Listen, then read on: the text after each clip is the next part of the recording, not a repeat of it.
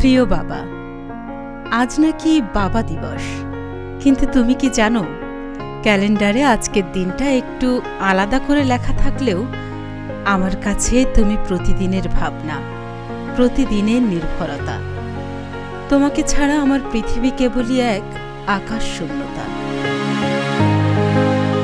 জানো বাবা, তোমাকে অনেক কিছুই বলা হয়নি।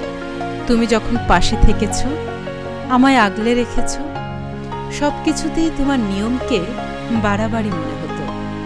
সেগুলোতে মনে মনে রাগও হয়েছে ভীষণ। কেন আমাকে এটা করতে দাও না, ওইটা করতে দাও না?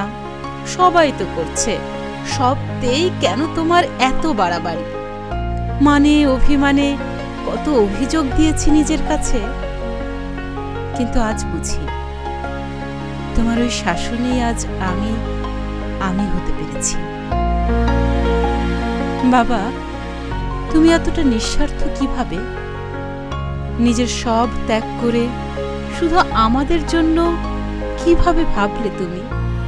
আমি তো পারি না তোমার মতো করে ভাবতে, তোমার মতো করে নিঃস্বার্থ হতে।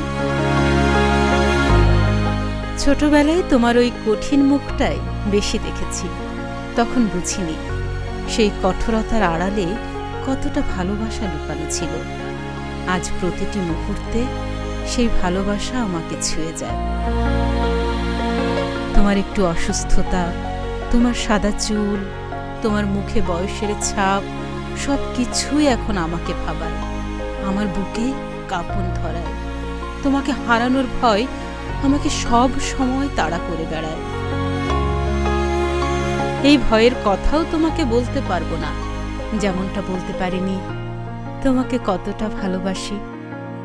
বলা হয়নি আমি আমার বাবাকে নিয়ে কতটা গর্ববোধ করি।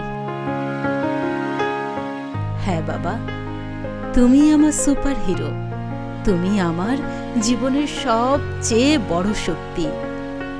আমার সৃষ্টিকর্তার কাছে প্রতি প্রার্থনায় থাকো তুমি। আমার আয়ু তিনি যেন তোমাকে দেন, তবুও তুমি শত শত বছর বাঁচো। ইতি তোমার সন্তান।